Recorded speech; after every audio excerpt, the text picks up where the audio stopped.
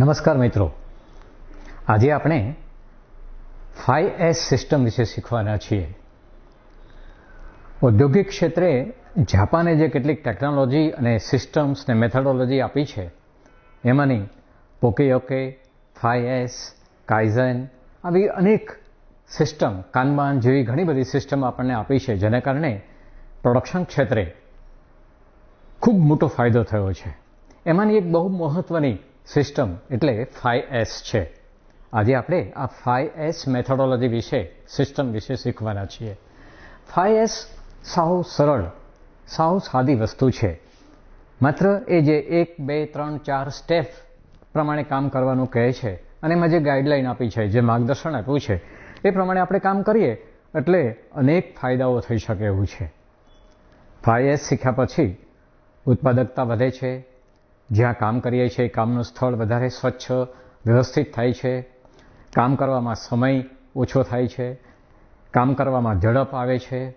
અકસ્માતો ઓછા થાય છે. આવા અનેક ફાયદાઓ આ 5S સિસ્ટમનું અમલીકરણ કરવાથી થાય છે. આ 5S સિસ્ટમ એ 5S છે શું? તો જાપાને એ જાપાનીઝ ભાષાના 5S ને અમલ કરીને એક આ સિસ્ટમ ડેવલપ કરી છે. એ જાપાનના જે 5S છે એ એસથી શરૂ થતા હોવાને કારણે એને 5S સિસ્ટમ કહે છે. શિરી, સિટોન, સિસો, સિકેત્સુ અને સિસ્તુકે આવા 5 પગથિયામાં આ કામ કરવાનું છે, માટે આને 5S સિસ્ટમ કહે છે. આ શિરી, સિટોન, સિસો, સિકેત્સુ અને સિસ્તુકે એ જાપાની શબ્દો હોવાના કારણે આપણને થોડાક અઘરા લાગે, પણ આપણી સગવડતા માટે આપણે અંગ્રેજીમાં સમજવા પ્રયત્ન કરીએ. શિરીનો અર્થ આપણે શોર્ટ કર્યો છે, સોર્ટિંગ, વર્ગીકરણ એવું કર્યું છે. સિટોનનો અર્થ સ્ટેન્ડિંગ અથવા તો સુવ્યવસ્થિત ગોઠવવું એવું કર્યો છે. સિસો ને શાઇન અથવા સ્વચ્છ કરવું, ચમકાવવું એવું કર્યો છે. અને સિકેત્સુને પદ્ધતિસર સ્ટાન્ડર્ડાઇઝ કરવું એવું આપણે નામ આપ્યું છે. અને સિસ્તુકે ને સસ્ટેઇન, જે શીખ્યા છીએ એ હંમેશને માટે ચાલુ રાખીએ, એ શિસ્ત બની જાય, આપણે ડિસિપ્લિન બની જાય એવું કરવાના આ 5 સ્ટેપ છે. આ જે પંચપદી છે એને આપણે 5S ને બદલે ગુજરાતીમાં પંચપદીની તાલીમ તરીકે સમજીશું. આ શોર્ટ, સ્ટ્રેન્ડેન, શાઇન, પદ્ધતિસર અને સસ્ટેઇન, આ 5 વસ્તુ કેમ કરવી એ આપણે શીખી જશું, એટલે 5S આપણે સરળતાથી કરી શકશું. આ 5S સિસ્ટમનો આધાર માત્ર શીખી જવા ઉપર નહીં, પણ એનો અમલ કરવા ઉપર વધારે આધાર રાખે છે, વધુ ફાયદો આપે છે. તો આ 5S સિસ્ટમને આપણે એક પછી એક સમજવા પ્રયત્ન કરીએ છીએ.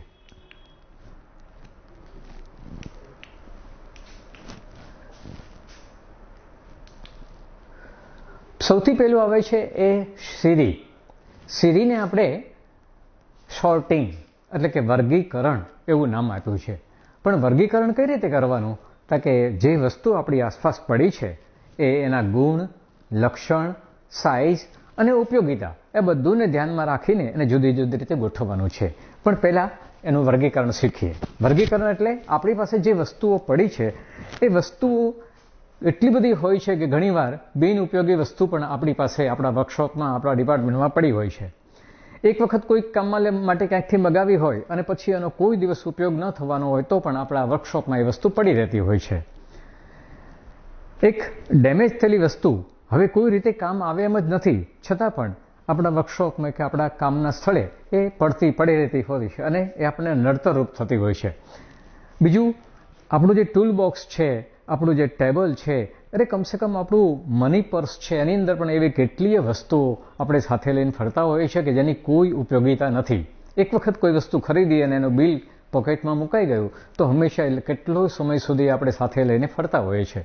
તો સૌથી પહેલું જે શિરી આ શીખવાડે છે એ શિરીમાં માત્ર એટલું જ કહે છે કે તમારા ડિપાર્ટમેન્ટમાં, તમારી આસપાસ, તમારી ઓફિસમાં કે જે એક નક્કી કરો છો એ સ્થળ ઉપર જેટલી નકામી વસ્તુ છે, જે ઉપયોગી નથી, જે એક જ વખત કામમાં આવીને પછી પડી રહી છે, તમને નડતરરૂપ છે, તમને એ જરૂરી નથી, એવી બધી વસ્તુઓ જુદી તારવી નાખો. ડેમેજ થયેલી છે, બગડેલી છે, નકામી છે, એ બધીને જુદી કરો અને કામની વસ્તુને એક બાજુ ગોઠવો. આ 2 વર્ગીકરણ કરવાનું પહેલું કામ કહે છે. અને વર્ગીકરણ થયા પછી આપણને કેમ ખબર પડે કે આ નકામી વસ્તુ છે? તો જે વસ્તુ નકામી છે, બિનજરૂરી છે, નડતરરૂપ છે, એને આપણે લાલ કલરનું ટેગ મરાવી દેવાનું છે, એક લેબલ મારી દેવાનું છે કે આ લાલ કલર લગાડેલી વસ્તુઓ અમારા ડિપાર્ટમેન્ટમાં ઉપયોગી નથી, એમ કરીને આપણા ગેટની બહાર, દરવાજાની બહાર મૂકી દેવાની છે. આનાથી બીજા ડિપાર્ટમેન્ટને ખબર પડશે કે લાલ ટેગ લગાડેલી, લાલ લેબલ લગાવેલી બધી વસ્તુ આ ડિપાર્ટમેન્ટવાળાને કામની નથી, પણ જો મારે કામની હોય કે બીજા ડિપાર્ટમેન્ટને કામની હોય તો એ વસ્તુ ત્યાંથી લઈ જવાની એમને છૂટ હોય છે. બહુ સિમ્પલ. આ સિરી એટલે બીજું કશું જ નહીં. તમારી પાસે નડતરરૂપ વસ્તુઓનો, ઓજારોનો સ્ટોર્સ ન કરો, એકઠી ન કરો, ભેગું કરી ન રાખો. આપણે એમને જેમ દિવાળી ઉપર નકામી વસ્તુઓને ભંગારમાં કાઢતા હોઈએ છીએ અને ઘણો બધો ભંગાર નીકળી જતો હોય છે, એમ આ 5S સિસ્ટમ પ્રમાણે અઠવાડિયામાં એક દિવસ 1-2 કલાક માટે આ જ સમય કાઢવાનો કે આપણા ખાતામાં આવી નકામી, બિનજરૂરી, નડતરરૂપ કેટલી વસ્તુઓ છે એ બહાર મૂકી દેવાની અને બાકીના જે રાઉન્ડવાળા નીકળે એ લોકો એને જરૂરી વસ્તુ લઈ જશે. પહેલું સિરી. એને નકામી વસ્તુ માટે લેબલ જુદા જુદા પ્રકારના લગાવી શકાય છે. બિનજરૂરી છે, આ રિજેક્ટેડ છે, આ વેચાઈ ગયેલી છે, આવા અલગ અલગ સિમ્બોલ પણ એના ઉપર લગાવી અને આપણે બીજાને ઇન્ડિકેટ કરી શકીએ. બીજો જે પંચપદીનું બીજું પદ છે અથવા તો બીજું સ્ટેપ છે એને સીટોન કહે છે. સીટોનનું ગુજરાતી આપણે સ્ટ્રેન્ધેન અથવા ઓર્ડરલીનેસ એવું આપ્યું છે. જે વસ્તુઓ નકામી વસ્તુ નીકળ્યા પછી આપણા ડિપાર્ટમેન્ટમાં, આપણા ખાતામાં જે વસ્તુ પડી રહે છે એ વસ્તુઓને આપણે વધારે વ્યવસ્થિત કરવાની છે. જો ડેમેજ થયેલી હોય તો રિપેર કરવાની છે, ન ચાલે એવી હોય તો એને ચાલે એવી કરવાની છે, ક્યાંક નટ બોલ્ટ ઢીલા હોય તો સરખા કરવાના છે, ધૂળ ચડી ગઈ હોય, કાટ ચડી ગયો હોય કે કામ ન આવે એવી થઈ ગઈ હોય તો એને રિપેર કરવાની છે. અને એ સ્ટ્રેન્ધેન કરવામાં પદ્ધતિપૂર્વક ગોઠવતા પહેલાં એને આપણે S2 એટલે કે 5Sનો જે 2 છે એને પદ્ધતિપૂર્વક ગોઠવવા માટે આપણે એવું કરવાના છીએ કે દરેક વસ્તુની યોગ્યતા પ્રમાણે ગોઠવશું. યોગ્યતા એટલે શું? ઘણીવાર એવું બને છે કે વર્ષમાં એક જ વાર જરૂર પડે એ વસ્તુ સાવ આપણે પગ પાસે રાખી હોય, આપણે રોજ નડે એમ રાખી હોય અને રોજે રોજ જરૂર પડે છે એ એટલી બધી ઊંચી અભરાઈ ઉપર કે ઊંચા સ્થળ ઉપર ગોઠવી હોય કે એને વારંવાર ઉપર લેવા ચડવું પડે છે. પણ ગોઠવતી વખતે પણ એક સાયન્સ, એક વિજ્ઞાન, એક મેથોડોલોજી નક્કી થયેલી છે કે એને પદ્ધતિપૂર્વક ગોઠવવું એટલે દરેક વસ્તુની યોગ્યતા, એનું કદ, એની જરૂરિયાત પ્રમાણે ગોઠવવાની છે. ખૂબ વજનદાર વસ્તુઓ હોય એને આપણે બહુ ઉપર ઊંચે ન ગોઠવી શકીએ અને નાની વસ્તુઓ છે એને આપણે નજીકમાં આપણો હાથ પહોંચે એટલી જગ્યાએ રોકી શકીએ, રાખી શકીએ, મૂકી શકીએ. બીજું કે વારંવાર જરૂર પડતી હોય, આપણે દાખલા તરીકે ઓફિસમાં સ્ટેપલર, પિન, પેન, મોબાઈલ, આ બધી વસ્તુની વારંવાર જરૂર પડે છે તો એ આપણે બહુ દૂર કે ઊંચે ન મૂકવું, પણ આપણો હાથ પહોંચે એટલી જગ્યામાં જ જો એને મૂકી હોય તો એ પદ્ધતિસરની ગોઠવણી કહેવાય. પણ જે નડે છે એવી વસ્તુ આપણે નજીક રાખીએ અને જેની રોજે રોજ જરૂર પડે છે દૂર લેવા જવું પડે એવું કરીએ તો એ પદ્ધતિસરની ગોઠવણી ન કહેવાય. બીજું સુગમ જગ્યાએ મૂકવી, માત્ર ડગલો કરી દેવો કે એક ખૂણામાં મૂકી દેવો નહીં, એ દરેક માટે સરસ જગ્યા બનાવવી, એ જ જગ્યાએ મુકાય. 5Sનો એક બહુ મહત્વનો સિદ્ધાંત છે કે દરેક વસ્તુ માટે યોગ્ય જગ્યા અને યોગ્ય જગ્યા ઉપર જ દરેક વસ્તુ. આ બહુ યાદ રાખવા જેવું છે. દરેક વસ્તુ માટે એક નક્કી જગ્યા અને એ નક્કી જગ્યા ઉપર જ દરેક વસ્તુ. આ જો ટેવ પડે તો આપણે જ્યારે પણ કોઈ વસ્તુની જરૂર હોય ત્યારે આસાનીથી મળી રહે. આ વસ્તુ આપણે અહીંયા જ મૂકીએ છીએ, આ જગ્યા પર જ મૂકીએ છીએ એવું જ્યારે નક્કી થયેલું હોય તો વસ્તુની જરૂર પડે ત્યારે સમય જતો નથી. આપણો અનુભવ છે કે જ્યારે ખરેખર વસ્તુની જરૂર પડે ને ત્યારે એટલા બધા ડ્રોઅર ખોલવા પડે, એટલી બધી ખૂણા ખાચરા બધા શોધવા પડે, ત્યારે માંડ એ વસ્તુ, જરૂરી વસ્તુ જડતી હોય છે અને કામના સમયે જ તે આપણો ઘણો બધો સમય બગડતો હોય છે. 5S સિસ્ટમ માટે જાપાનીઝ સિસ્ટમ એવું કહે છે કે 5S ઇમ્પ્લિમેન્ટ તો જ થયું કહેવાય કે તમારે જે વસ્તુ જોઈએ છે એ માત્ર 30 સેકન્ડમાં તમારા હાથમાં આવી જવી જોઈએ. એ રીતે ગોઠવેલી હોય, એ જગ્યાએ લેબલિંગ કર્યું હોય, એક જ જગ્યાએ મુકાયેલી હોય અને તમારો હાથ વગો જ વસ્તુ હોય તો એ 5S સિસ્ટમ કહેવાય. આ બીજો S છે. એટલે પંચપદીનું બીજું પદ એ આ સ્ટેન્ડેન છે, પદ્ધતિપૂર્વક ગોઠવવું એવું કહેવાનો અર્થ થાય છે. પદ્ધતિપૂર્વક ગોઠવવું એટલે એક સરસ ચિત્ર આપ્યું છે કે ઘણા બધા ડિપાર્ટમેન્ટમાં આવી એટલી બધી આડીવાળી વસ્તુઓ પડી હોય કે ટેબલ ઉપર પણ ઘણું પડ્યું હોય, ચાલવાનો રસ્તો પણ ન રહ્યો હોય, એક ખાનામાં જે હાથ વગો આવ્યું એ મૂકી દીધું હોય, જુદી જુદી વસ્તુ એક જ ખાનામાં પડી હોય. ત્યારે બીજા ચિત્રમાં આપણને દેખાડે છે કે દરેકને અલગ અલગ કલર વાઇઝ, ટેબલ વાઇઝ દેખાય એ રીતે જ્યાં બેસીએ છીએ ત્યાંથી ચોખ્ખો હાથ પહોંચી શકે એમ આ બધી વસ્તુઓ ગોઠવેલી હોય તો એ સિસ્ટમેટિક ગોઠવણી કહેવાય. બીજું પણ એક અહીંયા ચિત્ર છે. જે પુસ્તકોનું રેક હોય છે એમાં આપણે ઘણીવાર પુસ્તક વાંચ્યા પછી ગમે ત્યાં જગ્યા જોઈએ ત્યાં એને ગોઠવી દેતા હોઈએ છીએ અને પછી જ્યારે પ્રોપર પુસ્તકની જરૂર પડે ત્યારે ઘણા બધા પુસ્તકો વીખીએ પછી આપણને પુસ્તક મળે છે. પણ જો પુસ્તક એક ક્રમમાં ગોઠવેલું હોય, ABCD વાઇઝ ગોઠવેલું હોય, એની ઊંચાઈ પ્રમાણે ગોઠવેલું હોય, એની જરૂરિયાત પ્રમાણે ગોઠવાયેલું હોય અને પછી એના ઉપર આવી જો બે લાઇન કરેલી હોય, ઉપર પેઇન્ટિંગ કરેલું હોય અને જ્યારે કોઈ વચ્ચેથી એ બુક લે છે ત્યારે આ જે લાઇન છે ને એ બ્રેક થાય છે. એટલે ફરીવાર જ્યારે એ બુક મૂકવાનો વારો આવે, વાંચીને પાછી મૂકવાનો વારો આવે ત્યારે આ લાઇન જે બ્રેક થયેલી છે ને એના ઉપરથી આપણને ખબર પડે છે કે અહીંથી મિસિંગ બુક છે, અમે લીધી હતી અહીંથી હતી. એટલે ફરીવાર જ્યાં સુધી આવી લાઇન ન બને એવી જ યોગ્ય જગ્યાએ ગોઠવાય ત્યારે આ પેલું શું કહેવાય પ્રોપર ગોઠવાયેલું કહેવાતું હોય છે. તો 5Sનું જે બીજું સ્ટેપ છે વ્યવસ્થિત ગોઠવણી એ પણ સમજવા જેવું છે. તમે ઘણીવાર જોયું હશે મશીન ટૂલ્સમાં, મેન્ટેનન્સ ડિપાર્ટમેન્ટમાં, વર્કશોપમાં અને ઓટો રિપેરિંગવાળાને ત્યાં અસંખ્ય ઓજારોની જરૂર પડતી હોય છે અને આ બધા ઓજારો જે માપના, જે સાઇઝના હોય એનાથી જ યોગ્ય કામ થતું હોય છે. પણ જો આ બધા ઓજારો કેટલા 200-500થી વધારે અલગ અલગ સાઇઝના, અલગ અલગ કામ માટેના ઓજારો હોય છે અને જો આપણે બધા ઢગલો કરીને મૂકી રાખીએ, સિસ્ટમેટિક ગોઠવ્યા ન હોય તો આટલા બધા નાના મોટા ઓજારોને ફેરવીને એક નાનકડું ઓજાર મળે એમાં જે સમય જાય એટલી વારમાં તો જે કામ કરવું છે રિપેરિંગનું એ કામ આસાનીથી થઈ શકતું હોય છે. એટલે આપણી પાસે જે ઓજારો છે કે જે ટૂલ્સ છે એને યોગ્ય રીતે, યોગ્ય સ્થાને અને યોગ્ય પ્રોપર જગ્યાએ જ મૂકવાની ટેવ કેળવવાનું નામ 5S છે. આ સિસ્ટમેટિક ગોઠવણીનું નામ છે. આપણે ઘણા વર્કશોપમાં જે લોકો 5Sમાં માને છે, 5S ઇમ્પ્લિમેન્ટ કર્યું છે ત્યાં આ પ્રમાણે બધી વસ્તુઓ ગોઠવાતી હોય છે. દરેક વસ્તુનું યોગ્ય સ્થળ અને યોગ્ય સ્થળે જ દરેક વસ્તુ એ 5Sનો બહુ મહત્વનો નિયમ છે.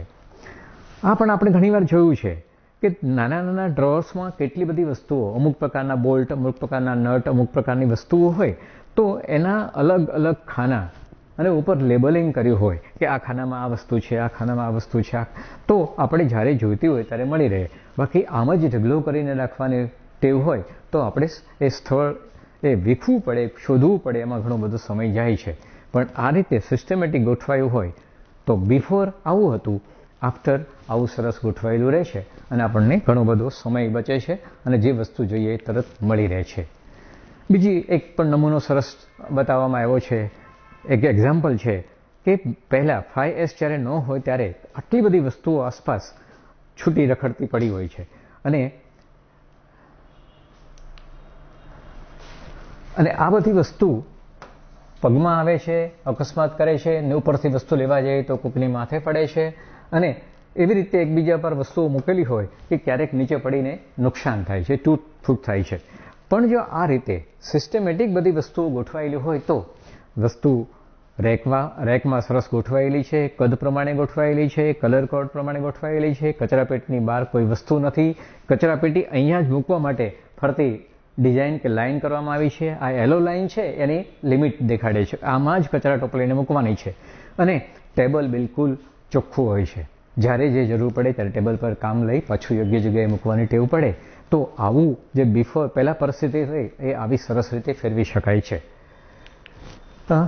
ફરી એક સરસ એક્ઝામ્પલ પણ આપ્યું છે કે ઘણા બધા ડિપાર્ટમેન્ટમાં આ પ્રકારની વસ્તુઓ ખૂબ જ ડસ્ટી અને શોધવી હોય ત્યારે માણસને વિચાર કરવો પડે કે મેં ક્યાં મૂક્યું હતું, છેલ્લે ક્યાં હતું, અને આ રીતે ગોઠવાયેલી હોય તો તરત જ આપણને વસ્તુ મળી રહે છે. આ પણ એક એનું એક્ઝામ્પલ છે. જે ત્રીજો એસ છે, 5Sનો જે ત્રીજો છે એનું નામ છે ક્લિનિંગ અથવા તો સીસો આપણે એને કહીએ છીએ. જાપાનીઝવાળા એને સીસો કહે છે, આપણે એને ક્લીનલીનેસ અથવા તો ચોખ્ખું ચણાક કરવું એવું કહીએ છીએ. 5S પ્રમાણે નકામી વસ્તુ દૂર કરી, બીજા એસ પ્રમાણે બધી વસ્તુને વ્યવસ્થિત ગોઠવી, ત્રીજા એસ પ્રમાણે જે વસ્તુઓ આપણી પાસે રહી છે એને ચોખ્ખી કરી, સાફ કરી, ચમકાવી, કલર કર્યો, વ્યવસ્થિત કરી, રિપેર કરી. આવું 1, 2, 3, 4 ચોખ્ખું કરવા માટેની જે પદ્ધતિ છે એમાં દરેક કાર્યસ્થળને ચોખ્ખું કરવાની વાત આવે છે. રસ્તામાં નડે એવી, અડચણ થાય એવી દરેક વસ્તુને યોગ્ય જગ્યાએ મૂકવામાં આવે છે. દરેકે પોતાની જવાબદારી સ્વીકારવાની હોય છે કે હું કોઈ વસ્તુ લઉં છું તો મારે જ એ વસ્તુને યોગ્ય જગ્યાએ મૂકવાની, મારી જવાબદારી આ નથી એવું નહીં. 5Sમાં એવું કહેવામાં આવે છે કે જે વ્યક્તિ જે ટૂલ્સ કે જે કામ કરે છે એ કામ કરીને પોતાએ વાપરેલી વસ્તુ એના યોગ્ય સ્થળે જ મૂકવાની. એટલે 5S એ બધાની જવાબદારી હોય તો જ એ સફળ જાય છે. એવી જ રીતે બેકગ્રાઉન્ડ પણ અટકે છે. આ બેકગ્રાઉન્ડ છે ને, આ બ્રેકડાઉન એટલા માટે થાય છે કે કામ કરતાં કરતાં કોઈ મશીન તૂટેલું હોય અને કામમાં આપણે જોડી દઈએ તો પ્લાન્ટ, મશીન અટકી જાય છે. પણ આ અટકે નહીં એટલા માટે પહેલેથી જ બધી વસ્તુ ચોખ્ખી, રિપેર, યોગ્ય, એની ઓર્ડર ગોઠવેલી હોય, ચાલુ કન્ડિશનમાં છે એવું કરીને પછી ગોઠવ્યું હોય તો આ બ્રેકડાઉન થતું નથી. અકસ્માતો પણ થતાં અટકાવી શકાય છે.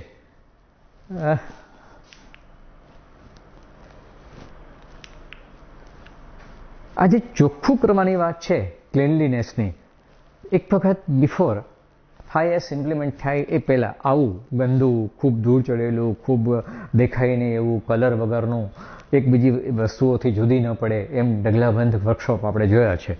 પણ 5S ઇમ્પ્લિમેન્ટ થાય પછી દરેક વસ્તુને કલર કરેલો હોય, સાફ કરેલું હોય, ચમકાવેલું હોય, યોગ્ય જગ્યાએ ગોઠવેલું હોય, લેબલિંગ કરેલું હોય, પછી આવો સરસ ડિપાર્ટમેન્ટ બને છે. અને જ્યારે આપણે એનું અમલ કરીએ છીએ ત્યારે સરસ જે વસ્તુ જ્યાં મુકાયેલી હોય મળી આવે છે. ફરીવાર પાછું એક એક્ઝામ્પલ તરીકે તમે જોયું હશે કે કપડાની દુકાનોમાં ઘરમાં જે કબોર્ડ હોય છે એમાં ઘણીવાર આપણે આ રીતે કામ પૂરું થાય એટલે એમ જ આપણે મૂકી દેતા હોઈએ છીએ. પણ જો સિસ્ટમેટિક ગોઠવીએ તો જ્યારે જે શર્ટ, જે કપડું, જે પહેલું મળવું હોય એ તરત મળી રહેતું હોય છે.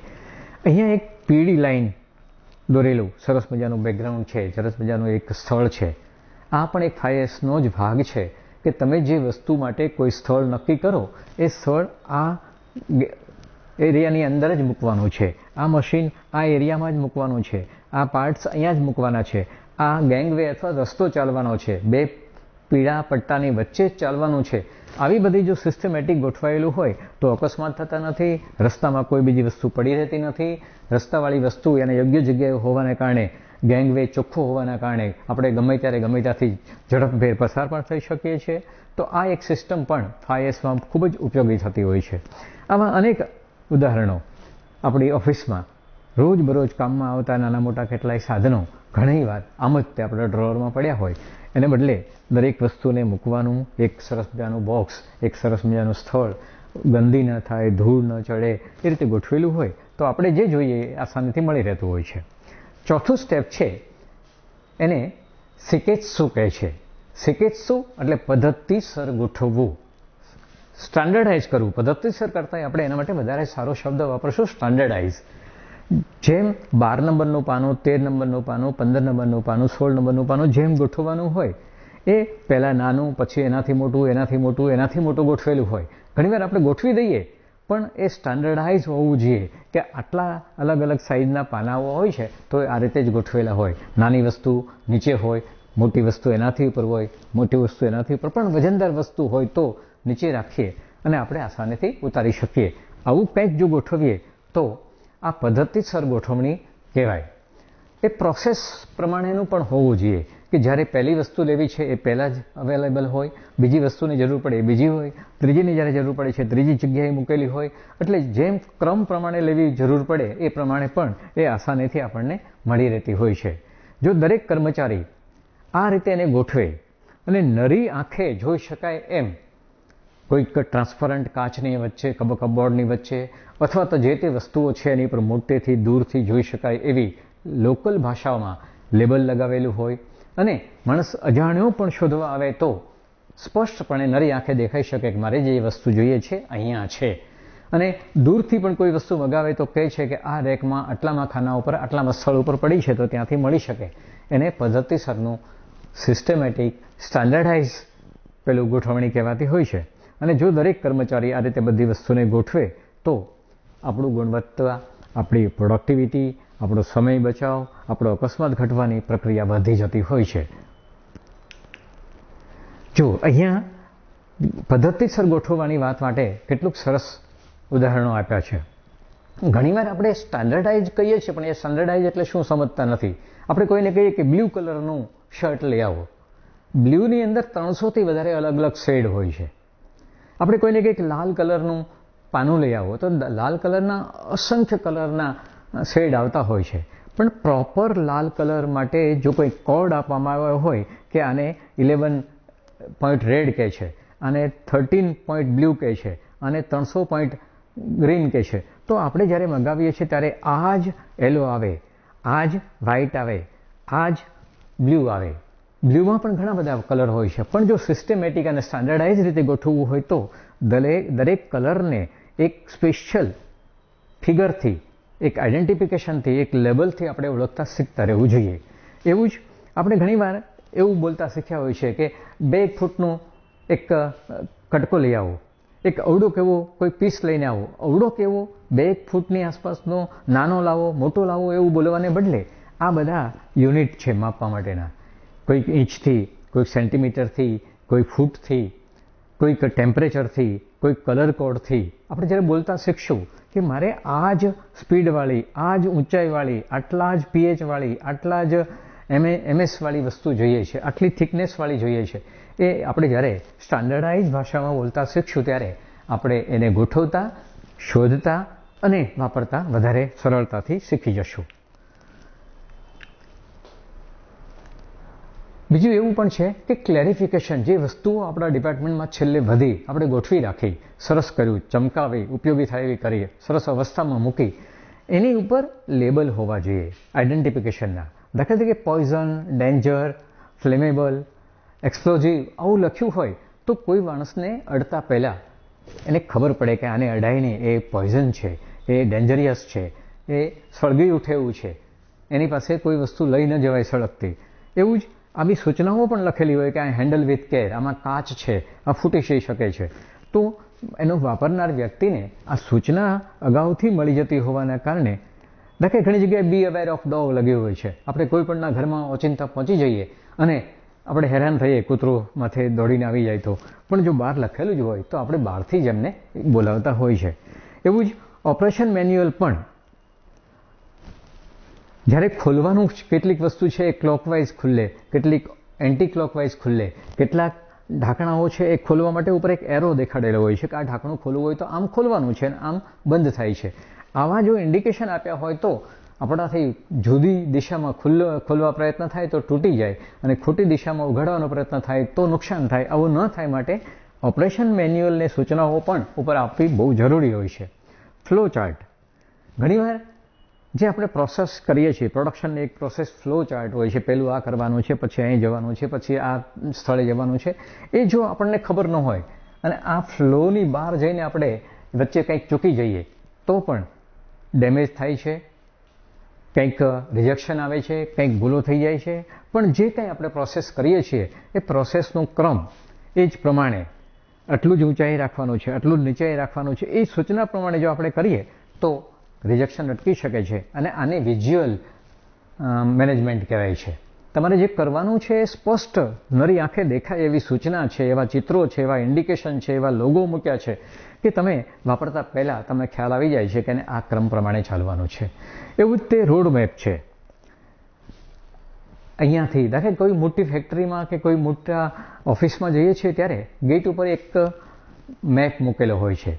આપણે કયા ડિપાર્ટમેન્ટમાં જવું છે તો ગેટ ઉપર મૂકેલા મેપ ઉપરથી જ આપણને ખબર પડી જાય કે આપણે પર્સનલ ડિપાર્ટમેન્ટમાં જવું છે તો અહીંયા છે, મેન્ટેનન્સમાં જવું છે તો અહીંયા છે, એડમિનિસ્ટ્રેટિવ ઓફિસમાં જવું છે તો અહીંયા છે. આવું જે એક રોડ મેપ જો ગેટની બહાર આવનારા અજાણ્યા લોકો માટે રોડ ઉપર જ મૂક્યો હોય, ગેટ ઉપર જ મૂક્યો હોય, તો આસાનીથી આપણે આ જોઈને યોગ્ય જગ્યાએ જ્યાં જવું છે ત્યાંનું ડાયરેક્શન મળે છે.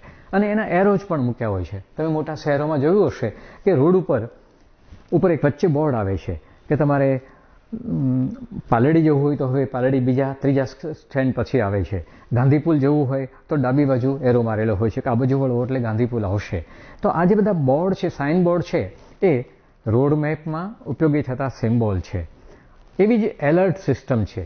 અમુક જગ્યાએ પ્રવેશવાનું ન હોય અને આપણાથી વયું જાય, અમુક વસ્તુને આપણે ઓપરેટ ન કરવાની હોય અને આપણાથી ન થઈ જાય, માટે ત્યાં સૂચના હોય કે આ ડેન્જર છે, આને અડકશો નહીં, આ પીળી લાઇનને ક્રોસ કરશો નહીં, આ રેડ લાઇનની અંદર જશો નહીં, આ ડિપાર્ટમેન્ટમાં અમુક હેલ્મેટ પહેરીને અમુક સેફટીના સાધનો પહેર્યા વગર પ્રવેશ નિષેધ છે. આ બધી સૂચનાના કારણે કેટલા બધા અકસ્માતો અટકે છે અને આ 5S સિસ્ટમનું વિઝ્યુલાઇઝ મેનેજમેન્ટનો એક આ ભાગ છે.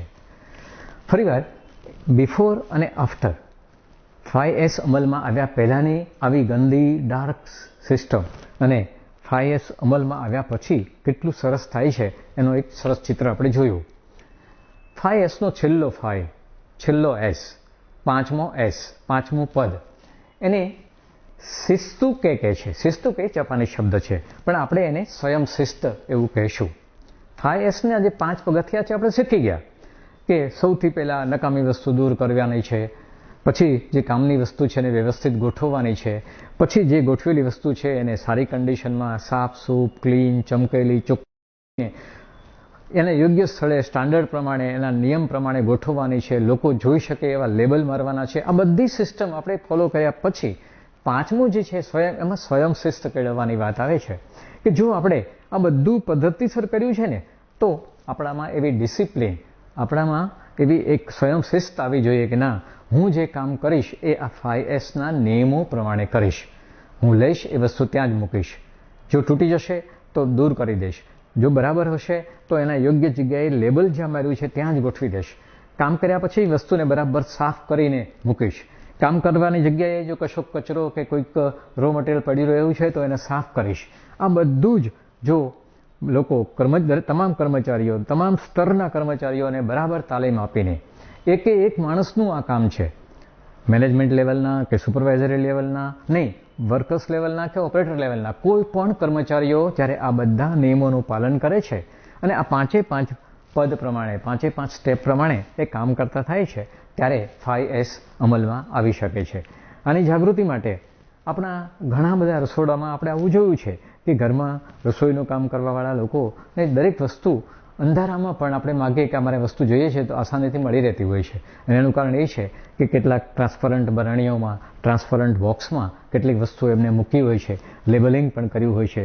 રસોડામાં વસ્તુ દરેક આવી સિસ્ટમેટિક ગોઠવાયેલી હોય છે. એના કારણે ઘરમાં ગૃહિણી જે કામ કરે છે રસોઈનું, એ કેટલાય પ્રકારના ઓપરેશન સવારથી સાંજ એને કરવા પડે છે. ઇન્ડસ્ટ્રીઝમાં જે કરવા પડે છે એવા જ ક્યાંક તળવાનું, દળવાનું, ભૂસવાનું, હલાવવાનું, એવી કેટલી પ્રોસેસ કરવી પડે છે. પણ એ બધું થયા પછી રસોઈ થાય પછી રસોડું સ્વચ્છ થઈને ઊભું રહેતું હોય છે. આ પણ 5Sમાંથી શક્ય બને છે. 5Sનું જે સૌથી મહત્વનું પાસું છે એ છે વિઝ્યુઅલ મેનેજમેન્ટ. જે પણ કાંઈ કરવું છે એ નરી આંખે દેખાય કે ના બધું ગોઠવાયેલું છે, બધું વ્યવસ્થિત છે, બધાને લેબલ માર્યા છે, કોઈ વસ્તુ આડીઅવળી પડી નથી, કામની વસ્તુ કામની જગ્યાએ જ છે, દરેક વસ્તુ માટે યોગ્ય જગ્યા છે અને યોગ્ય જગ્યાએ દરેક વસ્તુ છે. એવું જો બોર્ડ ઉપર બધું જ ડિસ્પ્લે થયેલું હોય કે આ બાજુ વર્કશોપ છે, અહીંયા આ વસ્તુઓ મુકાયેલી છે, આટલી સંખ્યામાં છે, આટલો સ્ટોક છે. 5Sની સફળતાનો આધાર કર્મચારીઓની આમાં કેટલી એક્ટિવ છે, કર્મચારીઓ કેટલા આને સ્વીકારે છે, કર્મચારીઓ કેટલા આનું પાલન કરે છે એના ઉપર આધાર રાખે છે. માટે આપણે કર્મચારીઓને એક સંકલ્પ લેવડાવતા હોય છે, એક પ્રતિજ્ઞા લેવડાવતા હોય છે કે હવે હું દરેક વસ્તુને યોગ્ય સ્થાને ગોઠવીશ. હું કોઈ પણ વસ્તુને ગમે ત્યાં રખડાવીશ નહીં. હું જરા પણ લીકેજ કે બગાડ થવા દઈશ નહીં. હું કોઈ પણ વસ્તુને સંભાળપૂર્વક સાફ રાખીશ, સાફ કરીશ. હું દરેક વસ્તુ ઉપર નામ લખી અને જો ભૂસાઈ ગયું હશે તો તેને નવેસરથી લખીશ. હું સતત પ્રયત્નો કરતો રહીશ અને ઉપરના નિયમોનું પાલન ચૂકાઈ નહીં તેની સ્વયં શિસ્ત રાખીશ. આવી જો પ્રતિજ્ઞા દરેક કર્મચારી લે અને એનું પાલન કરે તો 5S સિસ્ટમ સફળ થતું હોય છે અને આપણને અનેક પ્રકારના ઉત્પાદનમાં ફાયદા થતા હોય છે. લોકો કહે છે કે 5S સિસ્ટમ એ માત્ર સ્વચ્છતા માટેની સિસ્ટમ છે, પણ એ આપણો થોડો ખ્યાલ ખોટો છે. 5S સિસ્ટમથી માત્ર સ્વચ્છતા નહીં, પણ સમય બચે છે, ઉત્પાદકતા વધે છે, વ્યવસ્થિતતા થાય છે, વસ્તુ ગોતવામાં સમય જતો નથી, પ્રોડક્ટિવિટી વધે છે, અકસ્માત થતા નથી, એવા ઘણા બધા ફાયદાઓ થાય છે. મિત્રો, અહીંયા આપણે 5S વિશે પ્રાથમિક સમજણ મેળવી. હવે આપણે જે તે ડિપાર્ટમેન્ટમાં જઈને આનું અમલીકરણ કરવાનું શીખીશું. Thank you.